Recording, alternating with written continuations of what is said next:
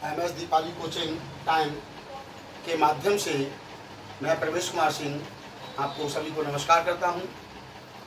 सभी ने कल present indefinite tense negative sentence के बारे में जानकारी प्राप्त की थी।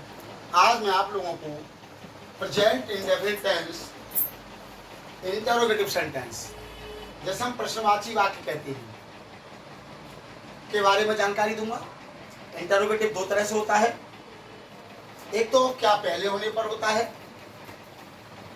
क्या पहले होने पर अनुवाद करने का नियम, और दूसरा इंटरोगेटिव होता है प्रश्नवाची शब्द से, यानी इंटरोगेटिव वर्ड से इंटरोगेटिव। तो आज हम क्या पहले होने पर अनुवाद करने के नियम के बारे में जानकारी प्राप्त करेंगे।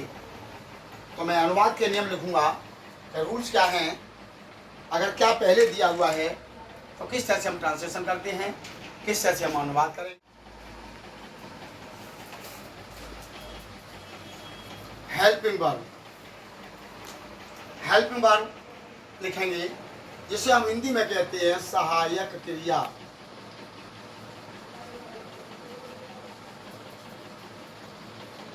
सहायक क्रिया इसकी दो होती हैं, डू एंड डज। तो डू को हमें लगना है बहुवचन कर्ता के साथ,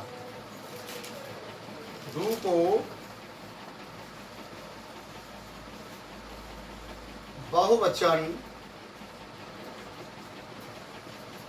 कर्ता के साथ तथा डज को एक वचन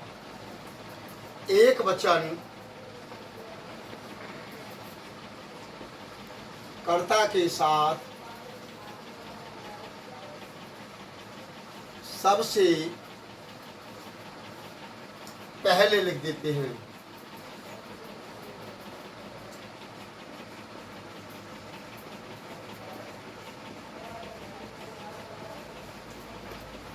यानी अगर क्या पहले दिया हुआ है तो हमें क्या की वाट नहीं लिखनी है, बल्कि सबसे पहले हेल्पिंग वर्ब, यानी जिसको हम सहायक क्रिया कहते हैं, डू को बहुवचन कर्ता के साथ तथा डज को एक वचन कर्ता के साथ सबसे पहले लिखते हैं।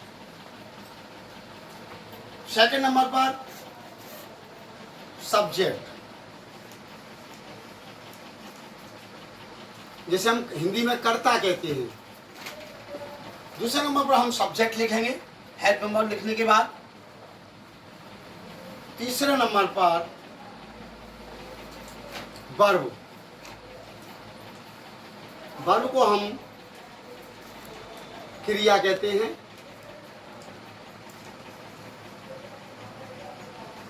क्रिया एक वचन क्रिया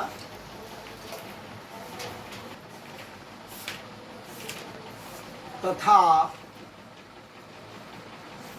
बहुवचन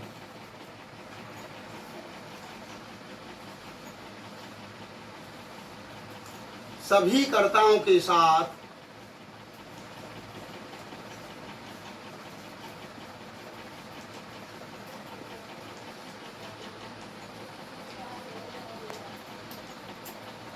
एक वचन तथा बहुवचन सभी कर्ताओं के साथ क्रिया की फर्स्ट फॉर्म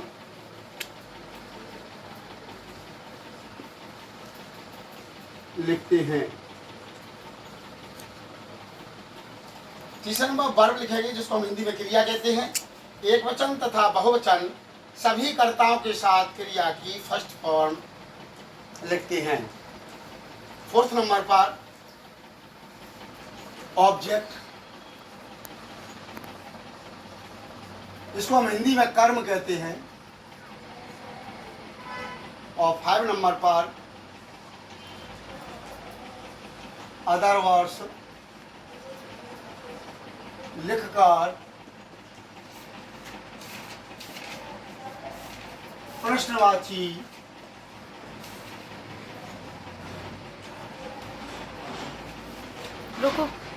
चिन्ह लगा देते हैं।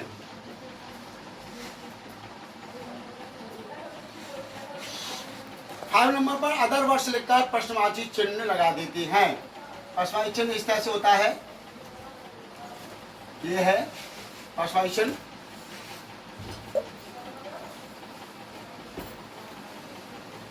एग्जाम्पल के माध्यम से समझ लें, इसका उदाहरण भी दे रहा हूं। एग्जाम्पल,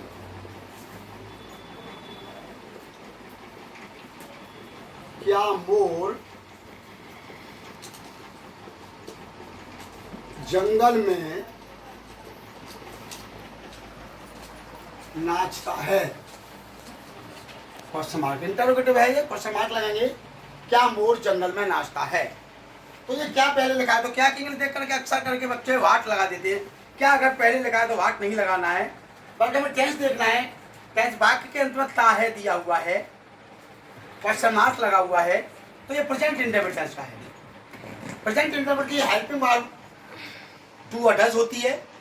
तो अकॉर्डिंग टू सब्जेक्ट, सब्जेक्ट अगर हमारा यहाँ पर बहुवचन का है तो डू पहले लिखेंगे क्या की जगह पर। अगर सब्जेक्ट हमारा यानी कर्ता बहुवचन का है तो डू, और एक वचन का करता है तो डज हम पहले लिखेंगे। क्या मोर नाचता है, एक वचन का क्रिया है, एक वचन का ही करता है, तो हम डज लिखेंगे सबसे पहले, डज। उसके बाद दूसरे नंबर पर subject, the peacock, does the peacock. फिर वर्ब की फर्स्ट फॉर्म डांस। वर्ब की फर्स्ट फॉर्म दोनों ही सब्जेक्ट के साथ लिखेंगे, क्या सिंगुलर नंबर सब्जेक्ट है चाहे प्लूरल नंबर सब्जेक्ट है, यानी या एक वचन है या बहुवचन है, दोनों ही कर्ताओं के साथ वर्ब की फर्स्ट फॉर्म ही लिखी जाती है प्रेजेंट इंडेफिनिट इंटरोगेटिव सेंटेंस में। तो dance in the forest, in the forest या इन द जंगल, और अंत में हम क्वेश्चन मार्क लगाएंगे। तो देखें क्या की इंग्लिश, हम सबसे पहले हेल्पिंग वर्ब, दूसरे नंबर पर हमारा सब्जेक्ट, तीसरे नंबर पर हमारा वर्ब, चौथे नंबर पर हमारा ऑब्जेक्ट। अदर वर्ड्स इसमें है नहीं, ऑब्जेक्ट लिखने के बाद कोई अदर वर्ड आता है या अन्य शब्द आता है, उसको हम ऑब्जेक्ट के बाद लिखते हैं, उसके बाद क्वेश्चन मार्क लगाते हैं, लेकिन इसमें अदर वर्ड्स नहीं है। तो वाक्य हमारा कंप्लीट हो जाता है।